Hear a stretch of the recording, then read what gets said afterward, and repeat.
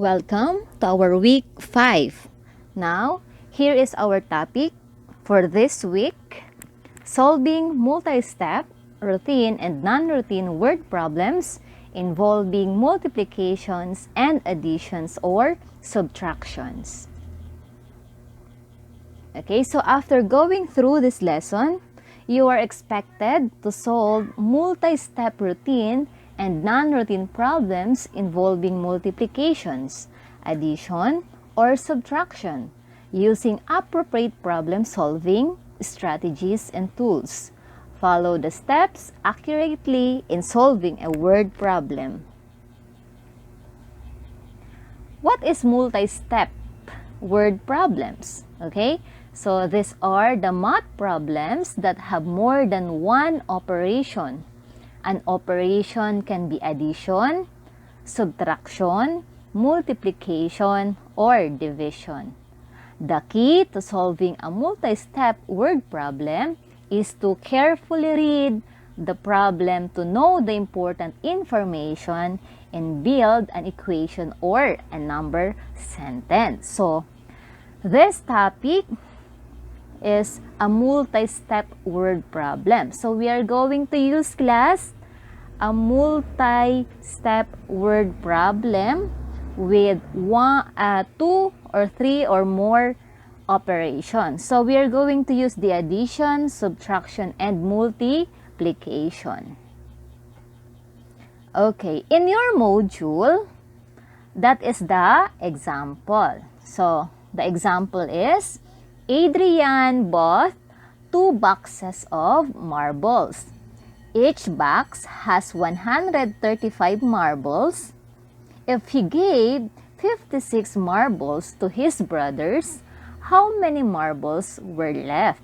So, ayan yung word problem natin. So, last week, we discussed the 5 steps in solving our routine problem. So, gagamitin pa rin natin sila. Yung understand, plan, and solve. So, under ng understand, we have what is asked, what are given. Then, under the plan, we have the operation and the number sentence. And the solve, we are going to show your solution. So, here, what is asked, okay? So, as sinabi ko dati, what is asked? Ano daw yung tinatanong? So, hahanapin nyo muna yung questions sa problem. So, meron tayo dito, how many marbles were left? So, yan yung tanong sa question. So, what is asked? Meaning, marbles left to Adrian. So, yun yung tanong. Okay? Then, number 2, what are the given? So, as I said, you are going to pick those numbers inside the problem. Okay? Meron din dyan mga hidden problem, hidden numbers. So, meron tayong 2 boxes, di ba? 2 boxes of marbles, 135 marbles. So, ito, 2 boxes of marbles with 135 marbles per box. Then, we have 56 marbles were given to the brother. So, that is the data given. Then, next, what is the operation? So, the answer is multiplication and subtraction. So, multiplication, alam natin na multiplication because dito pa lang sa 2 boxes of marbles, then each box has 135. So, you are going to multiply 135 sa 2. Okay? Kasi ang isang box, merong 135. So, maiisip mo, you're going to use a multiplication. Now, bakit naman kaya subtraction? Okay? Bakit kaya gagamit tayo ng operation na subtraction, hindi addition? So, as you can see here, class, sa may how many marbles were left, itong word na left, okay, ito ay isang word clue kung saan pag may left, kung sa Tagalog, ilan ang natira, so meaning we are going to use a subtraction. Magbabawas tayo. Naunawaan? So that's why we use a subtraction as operation. So yan ang dalawang operation natin, multiplication and subtraction. You're going to multiply as well you're going to subtract. So, paano natin sila gagamitin? So, tignan natin. Okay? So, number 4. What is the number sentence? What is the number sentence? So, 2 times 135 minus 56 equals 56 equals n. So, ayan yung sinabi ko kanina. You are going to multiply 2 boxes to 135 marbles. So, in each box, meron tayong 135 marbles. So, yung sagot niyan, you are going to subtract to 56. Etong 56 na ito yung binigay natin sa brothers or binigay ni Adrian sa kanyang mga kapatid. Okay? So, as you can see here sa number 5, that is how we solve the problem. So, step 1, we have 135 times 2 is equal to 270. Then, 270 minus 56 is 114. So, there are 214 marbles left with Adrian. Okay? So, I hope you understand the first example. Okay, next. Okay, so next example. Felix had 9 boxes of marbles. Each box contains 35 marbles. He gave 210 marbles to his playmates. How many marbles were left to him? So, it is the same marbles din ang meron si Felix. So, he has 9 boxes na marbles. Yung kada box daw, merong 35 marbles. And then, yung 210 daw, binigay niya sa kanyang kalaro. So, the question is, how many marbles were left to him? So, let us use the steps in solving a routine word problem. So, let us see. Okay, so as you can see, nandito na, nakabox na. Okay, nakabox na yung mga sagot. Okay, so ito. So, understand, know what is asked in the problem. Okay, so this is the first question. So, the answer is the number of marbles left to Felix. So, kinuha pa rin yan dito sa question na how many marbles were left to him. So, the answer is the number of marbles left to Felix. Ilan yung natira kay Felix? Then, number 2, the given facts to look first. So, this is what are given. So, as you can see, the total number of marbles Felix has in 9 boxes. Okay? Then, find the necessary information, the given facts. So, itong 2 and 3, the same lang. Okay? The same lang. Yung what are given to eh.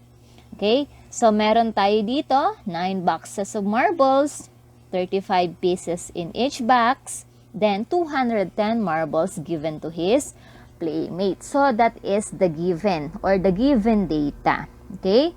The next, the third one, what is the operation? Okay, so, as you can see, the answer is multiplication and subtraction. So, gagamit na naman tayo ng multiplication because there are 9 boxes and also in each box, we have 35 marbles. So, you're going to multiply 35 to 9. That's why we use multiplication as an operation. Then, subtraction. Why subtraction? So, as I said kanina, left. Ilan na naman daw yung natirang marbles kay Felix. So, ibig sabihin, kung i-analyze mo, after mo mag-multiply, isa-subtract mo yung binigay ni Felix sa playmates niya. So, that's why we are going to use a subtraction as an operation. operation. Okay? Then, number 4 sa plan. Write the number sentence. Okay. Write the number sentence. So, as you can see, 9 times 35. Again, yung 9, yan yung boxes.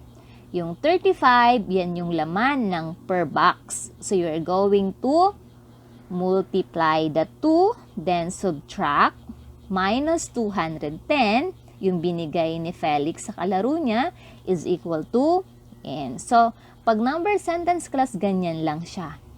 Equals to n. Okay? The next, solve. So, dito na natin ipapakita kung paano natin nakuha yung sagot. Okay. So, yun nga, 9 times 35 is equal to 315.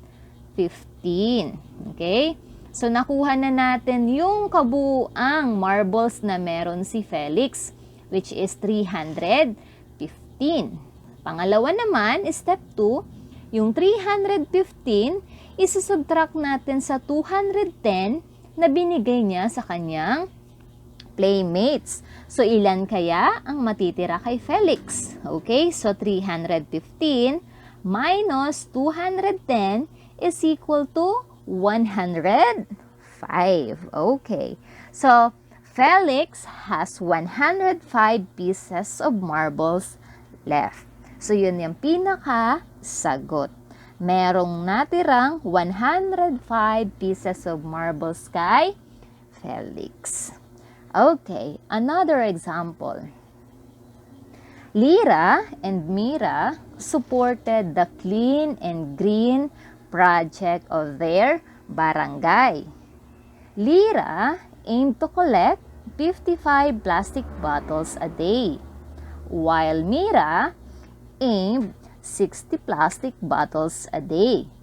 How many plastic bottles will they collect after 5 days? So, ayan, si Lyra and si Mira. Okay?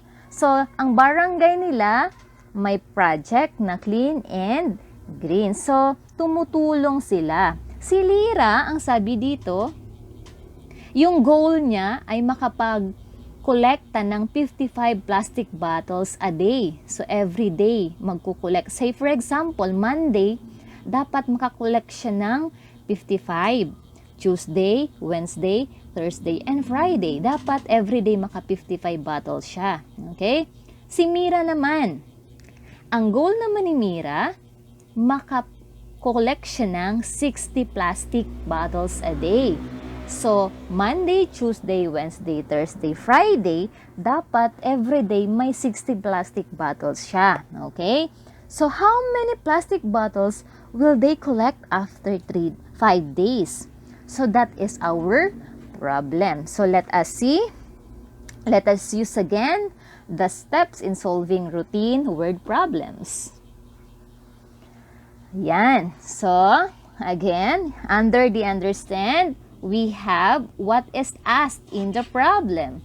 Okay, so the answer is the number of plastic bottles collected in 5 days. So, as you can see, the question here, how many plastic bottles will they collect after 5 days? So, that is the questions. That is the problem. Yung tanong sa problema. Okay? Then, what are given? So, know the hidden information, the given facts to look first. Then, yung number 3, find the necessary information that the given facts problem. So, itong dalawa to sa what are given to. Okay? So, as you can see here, meron tayong 55 plastic bottles collected by Lyra, 60 bottles collected by Mira, and we have 5 days. So, that is the given data. Yan yung mga number na nakikita natin sa problem. 55, 60, and 5 days. So, yan yung ilalagay natin sa what are given. Okay? The next, what is the operations to be used? So, as you can see, we have addition and we have multiplication. So, bakit kaya addition and bakit kaya multiplication? So, addition. Okay? Addition.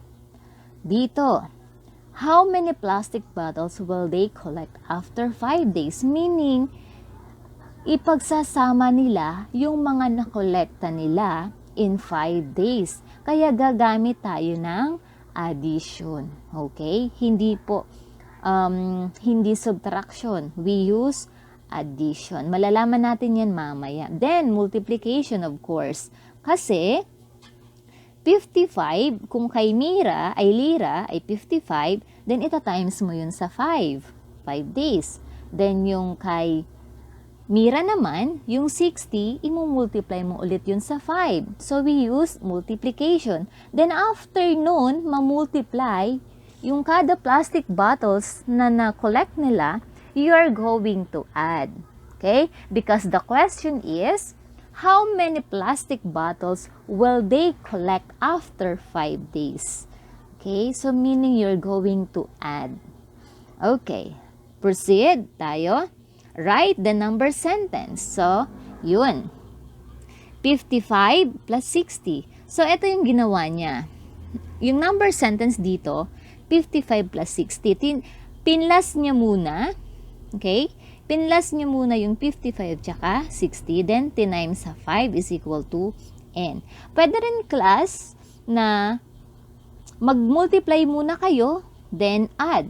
So, pwede dito sa number sentence, 55 times 5, then 60 times 5.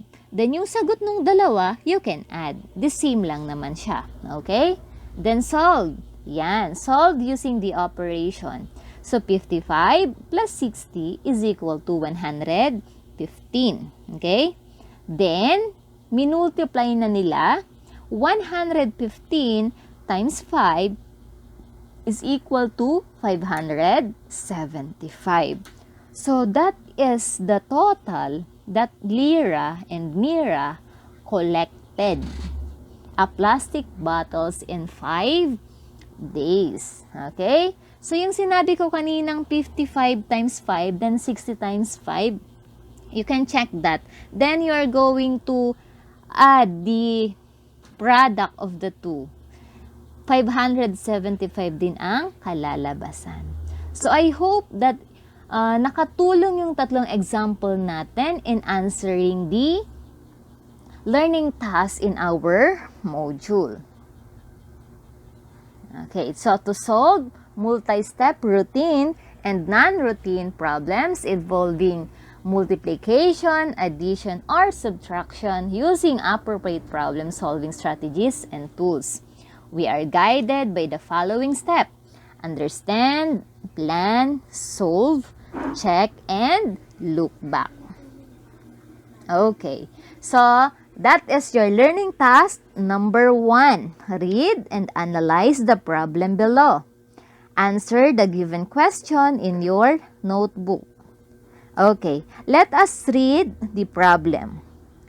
Ruben just arrived from abroad. He brought with him 4 boxes of assorted chocolates and candies with different weights for his friends and family. What is the average weight of the boxes if their weight are 18 kilogram, 9 kilogram, 13 kilogram, and 16 kilogram? So, si Ruben ay kararating lamang galing abroad. Meron siyang 4 na boxes na chocolate and candies na iba-iba yung bigat para sa kanyang kaibigan at kanyang pamilya. Now, the question is, what is the average weight? So, meaning, okay, when we say average weight, you're going to find the standard weight of the boxes. So, kung i-analyze natin, class, you're going to add the weight of every boxes. Then, divide it by 4. Okay? Bakit 4? Because 4 yung boxes natin. Okay? So, you're going to find the standard weight or the mid-weight of the boxes. So, again, what is asked in the problem? You're going to write your answer. what are the given, the details or the given facts or the numbers inside the problem. So you're going to write here, what is the operations to be used? Okay, so what operation? As I said kanina, you're going to blank. Okay, kung nakinig kayo, makukuha nyo yun. Then, number 4, what is the number sentence? Okay, write your answer here, then solve. So, ipapakita po yung solving or the solution. Okay? So, that is learning task number 1. Okay, learning task number 2. Apply the steps in solving word problems. Write your answer in your notebook. So, again, we have 3 word problem. So, in every problem, you're going to use the 5 steps. So, what is asked? What are given? What operation to be used? What are the numbers, sentence, and solve? Okay, so the final answer. So we have 5 in every problem. So number 1, Mr. and Mrs. Flores sold 3,275 roses last Valentine's Day. Then how much is their total sales if each rose cost 50 pesos? So as you can see, the question is how much is their total sales. When we say total sales, you're going to find the sum. Okay? The total. So, we use what operation? Okay? Then number 2, there are 5 bundles of popsicle sticks. If each bundle contains 5 dozens, how many popsicle sticks are there in all? So, analyze and understand the problem. Okay, then number 3, the street lights are 25 meters apart.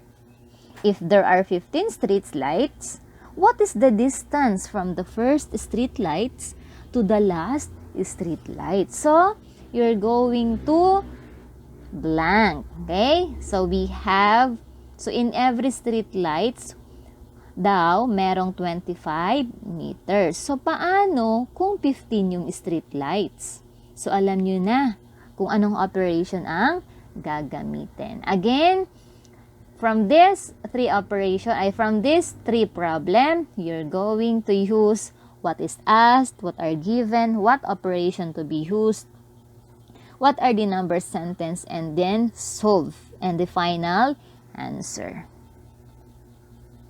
Okay, learning task 3. Read and analyze and answer the following problems. Show your solution in your notebook and choose the letter of the correct answer. So, the instruction or direction, show your solution. So, kahit yung solution na lang, wag na yung what are given, what are ano. So, in finding the correct answer, of course, you're going to solve. That's why you're going to write your solution in every problem. Let us have this number 1. Joy is going to buy food for a class reunion. There are 45 guests and each guest will eat 250 grams of chicken. So if there are already 8,750 grams of chicken in the table, how many more grams of chicken should she buy?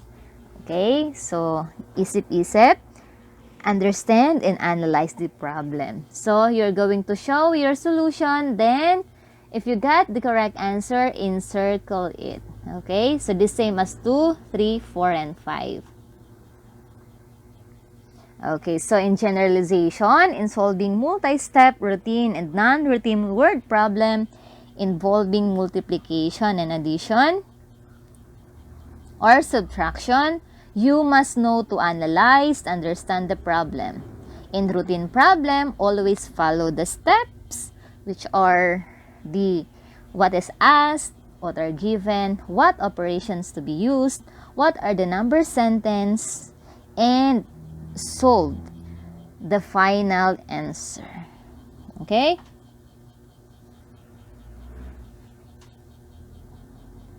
So this is Ma'am Lai. Good luck, kids!